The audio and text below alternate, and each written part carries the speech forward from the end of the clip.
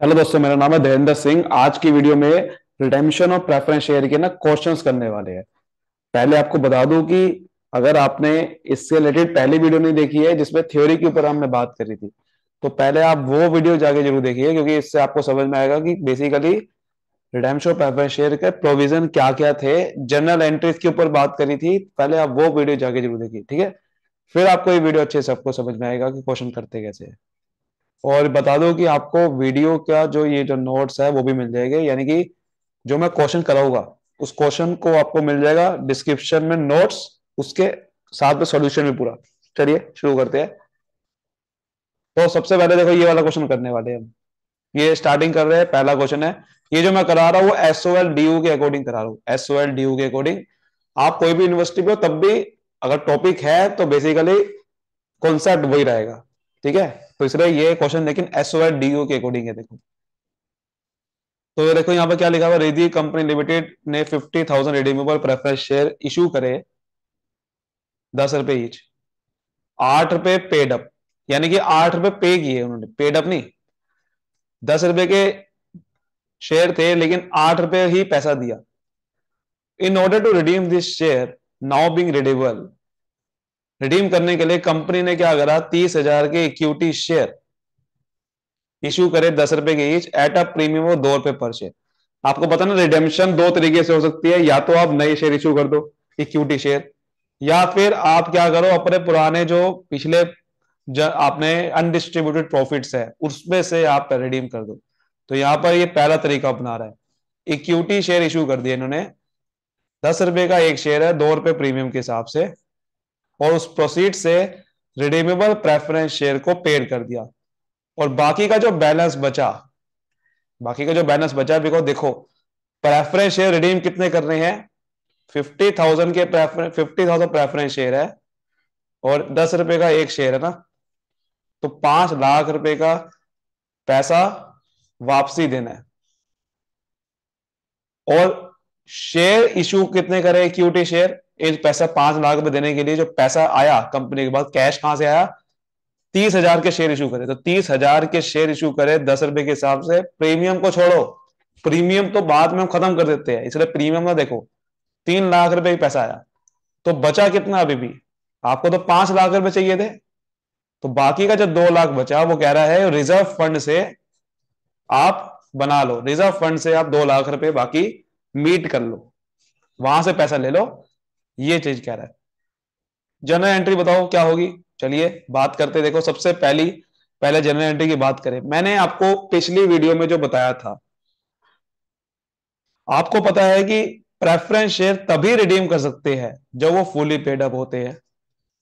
बिना fully paid up हुए preference share को रिडीम नहीं कर सकते।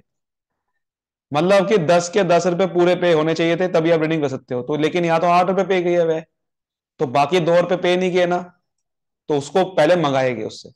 तो पहले उस कॉल को मंगाएंगे भाई साहब, कि वो कॉल दो मुझे वापसी, ठीक है। तो वो कॉल को मांगेंगे, तो पहली जो हमारी जनरल एंट्री होगी वो यही होगी, जो लास्ट कॉल थी, क्योंकि कॉल के हिसाब से पैसा मंगाते हैं, आपको इंस्टॉलमेंट मंगाना पड़ता है। तो रिडेम्पशन रिडीमेबल, ठीक है, यहां पर लिखेंगे redeemable preference share, redeemable preference share final call account. जो पुराना सबसे लास्ट की कॉल है वो नहीं दी उसने, और ड्यू किसको करेंगे, to redeemable preference share capital account.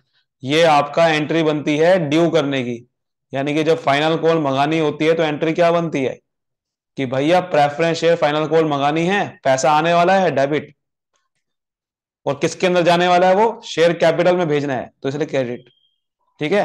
तो ये ड्यू करने की एंट्री होती है। कितने से मंगानी है, भैया 50,000 के प्रेफरेंस शेयर है, और 8 रुपए पे किए थे, 2 रुपए की कौन नहीं है, 2 रुपए के हिसाब से। तो इसका मतलब कितने हो गए, 1 लाख रुपए। तो 1 लाख रुपए मंगाने हैं। अब सेकेंड एंट्री क्या होगी, सेकेंड एंट्री ये होगी कि अब ये रिडीमेबल जो मैंने यहां पर ट्रांसफर करा, redeemable preference share capital account में ट्रांसफर करा, अब हमें वो पैसा मिल जाएगा, ठीक है। तो देखो एंट्री क्या होगी, एंट्री ये होगी, बैंक अकाउंट है बेटा, पैसा आएगा मेरे पास। तो bank account debit, debit what comes in, तो 1 लाख रुपए आएंगे। फिर टू, ये जो मैंने किससे आया पैसा, वो preference share final call account से जो डेबिट किया था उसको क्रेडिट कर देंगे जहां से पैसा आया है। तो redeemable preference share final call account, ठीक है, ये आपका करेंगे 1 लाख से।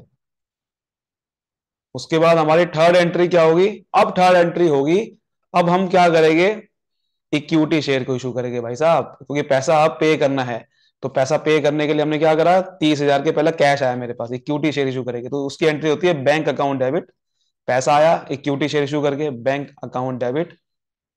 To, equity share capital account, पैसा आया इक्विटी शेयर कैपिटल अकाउंट में, उसको ट्रांसफर कर दिया, पैसा आया किससे आया, ठीक है, कितने का आया देखो, 30,000 के इक्विटी शेयर इशू करे, लेकिन प्रीमियम पे करे 2 रुपए के हिसाब से, तो प्रीमियम आया ना, सिक्योरिटी प्रीमियम अकाउंट बनाते हैं फिर हम, जो प्रीमियम का पैसा होता है वो सिक्योरिटी प्रीमियम अकाउंट में डालते हैं, इनकम है तो क्रेडिट होगा, इनकम है ना मेरी, क्रेडिट होगी। तो कितने का हमने इशू करे थे, 30,000 के, तो देखो 30,000 के शेयर 10 रुपए के थे, लेकिन 2 रुपए का प्रीमियम था, यानी कि 12 रुपए के हिसाब से पैसा आया कंपनी का बैंक अकाउंट में, 3,60,000 रुपये आए।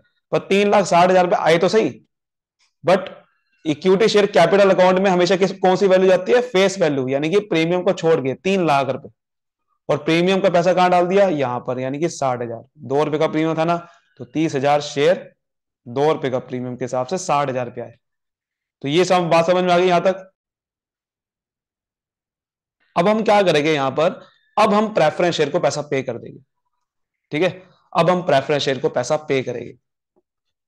तो देखो पैसा पे करेंगे कहां से करेंगे, देखो हमारे पास 3 लाख रुपए कैश आ चुका है, तो बाकी का 2 लाख रुपए तो कहीं से अरेंज कर लेंगे। देखो अब आप कहोगे 3,60,000 रुपए का आ चुका है, अरे नहीं यार, ये जो 60,000 रुपए आए वो तो मैंने सिक्योरिटी प्रीमियम में डाल दिया, और ये सिक्योरिटी प्रीमियम को खत्म कर देते हैं, ये सिक्योरिटी प्रीमियम को ना खत्म कर देते हैं, ये ना छोड़, देखो आपकी सिक्योरिटी प्रीमियम आ गया, सिक्योरिटी प्रीमियम को एडजस्ट कर देते हैं रिजर्व के साथ, ठीक है। तो आपके पास एक्चुअल में 3 लाख रुपए ही आए थे, लेकिन पे कितने करने हैं, टोटल 5 लाख रुपए, देखो 1 लाख रुपए नहीं आया था, वो भी मैंने मंगा लिया फाइनल कोड, तो टोटल 5 लाख रुपए पे करने, तो अब पे करेंगे सीधा, तो पे करेंगे तो क्या होगा, ये redeemable preference share, redeemable preference share capital account, क्योंकि प्रेफरेंस शेयर कैपिटल में पैसा आया था सारा का सारा, क्योंकि मैं देखो जो भी पैसा आता था प्रेफरेंस शेयर कैपिटल में डालता था, तो उसको हम, वो हमेशा क्रेडिट होता है ना, preference share capital account credit होती थी, तो उसको हम क्या करेंगे, देखो ये क्रेडिट होता है ना हमेशा, तो उसको डेबिट करेंगे क्योंकि पैसा पे कर रहा हूं, ठीक है। तो क्या करूंगा, डेबिट करूंगा, तो देखो डेबिट और टू बैंक अकाउंट, टोटल पैसा कितना था, 5 लाख रुपए, तो 5 लाख पैसा पे करूंगा, ठीक है। हालांकि इसकी एक और एंट्री भी कर सकते थे, इसकी एक ड्यू करने की एंट्री भी होती है, मतलब कि पहले आप ड्यू करो, redeemable preference share capital account to preference share holder account, फिर preference share holder account to bank account, ये एंट्री होती है। आप ऐसा भी कर सकते हो, या फिर एक एंट्री इसकी सही क्या बन सकती है, वो है ये, कि आप ये एंट्री के बजाय ये एंट्री कर सकते हो कि redeemable preference share capital account को पहले आप पैसा देना किनको है, प्रेफरेंस शेयर होल्डर को, तो redeemable preference share holder account आएगा पहले, ठीक है, प्रेफरेंस शेयर होल्डर अकाउंट, फिर इस प्रेफरेंस शेयर होल्डर को आप डेबिट करोगे, और टू बैंक अकाउंट, ये भी आप एंट्री कर सकते हो, लेकिन ये भी कर दोगे कोई, ये इस क्वेश्चन में अब यही एंट्री करो खाली सीधा, redeemable preference share capital account to bank account, तो ज्यादा सही रहेगा, ठीक है। उसके बाद आपको पता है कि एक अभी पैसा कंपनी का ऐसा था, 3 लाख रुपए तो कंपनी ने मंगा लिया, कैश आ गया, लेकिन 2 लाख रुपए कैश अभी नहीं आया, यानी कि 2 लाख रुपए का जो प्रेफरेंस शेयर रिडीम हुए हैं, वो कहां से हुए, वो कह रहा है कि देखो बाकी का बैलेंस कहां से लिया, रिजर्व फंड से लिया था, तो उस रिजर्व फंड से जो पैसा लिया था 2.5 लाख रुपए, अब उस रिजर्व फंड से जो पैसा लिया, वो जो पैसा लिया उसको कहां ट्रांसफर कर देंगे, कैपिटल रिडेम्पशन रिजर्व, मैंने आपको बताया था ना, वो पैसा कहां ट्रांसफर करता है, कैपिटल, तो रिजर्व फंड से पैसा उठाया तो रिजर्व फंड लायबिलिटी है, तो जब हम पैसा उठाते हैं वहां से डेबिट करते हैं, तो रिजर्व फंड से मैं डेबिट करूंगा कितना, 2.5 लाख नहीं, जितना मुझे जरूरत है। 5 लाख रुपए रिडीम करने थे, 3 लाख रुपए मेरे अरेंज हो गए थे, 2 लाख नहीं हुए, तो 2 लाख रुपए मैं यहां से अरेंज करूंगा और उसको मैं कैपिटल रिडेम्पशन रिजर्व में ट्रांसफर कर दूंगा। क्यों कर दूंगा? बिकॉज कंपनीज एक्ट यही कहता है कि भाई आप कैपिटल कम नहीं करोगे। जब भी आप पैसे कम हो जाती है आपके बिजनेस में तो दिक्कत होती है, इसलिए उस पैसे को बनाए रखो, कैपिटल रिडेम्पशन रिजर्व में एक पैसा डाल दो, जिससे आपकी कैपिटल जो कम हुई है उसका इफेक्ट खत्म हो जाएगा, आपकी 2 लाख रुपए फिर वहां पर लाइबिलिटी साइड पे आ जाएंगे। ये चीज वो कह रहा था। ठीक है, तो इसलिए हो गया यहाँ पर ये ट्रांसफर करना। तो ये हमारे एंट्री बनेगी, देखो यहाँ से ये एंट्री सही तरीके से यहाँ पर दे रखी है, यहाँ से आप पढ़ भी सकते हो। ठीक है, नरेशन देखो क्या क्या लिखना है, वही चीज ये देखो। ठीक है, ये देखो, amount equal to share redeem out of transfer to capital. तो ठीक है, 2 लाख रुपए आपने ट्रांसफर करे क्योंकि 5 लाख रिडीम करने थे, बट 5 लाख रुपए में से 3 लाख तो कैश से आ गए थे, तो 2 लाख रुपए नहीं आए थे, तो वो 2 लाख रुपए जो नहीं आए थे उसको आपने अब क्या करा, कैपिटल रिडेम्पशन रिजर्व में फिर ट्रांसफर कर दिया। क्योंकि जो भी आप रिडीम करते हो out of undistributed profit, reserve fund से आपने रिडीम करा ना 2 लाख रुपए, तो फिर आपने उसको क्या करना होता है, उसको कैपिटल रिडेम्पशन रिजर्व में ट्रांसफर कर देना होता है। इससे फायदा क्या होगा कि बैलेंस शीट में आप देखो कि आपकी 5 लाख की कैपिटल थी प्रेफरेंस शेयर की, वो खत्म होगी, इसके साथ साथ कैश भी पड़ा होगा 5 लाख का, क्योंकि एक साइड पे लायबिलिटी और एसेट बराबर होते हैं।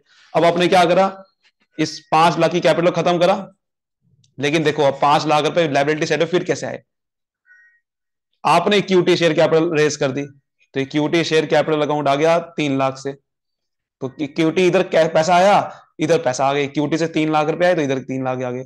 फिर आपने 2 लाख रुपए कहां से आए, रिजर्व फंड से उठाए, जो पुराना रिजर्व फंड पड़ा हुआ था, तो आपने क्या करा, रिजर्व फंड से कैपिटल रिडेम्पशन रिजर्व बना दिया, तो वहां से 2 लाख रुपए आए।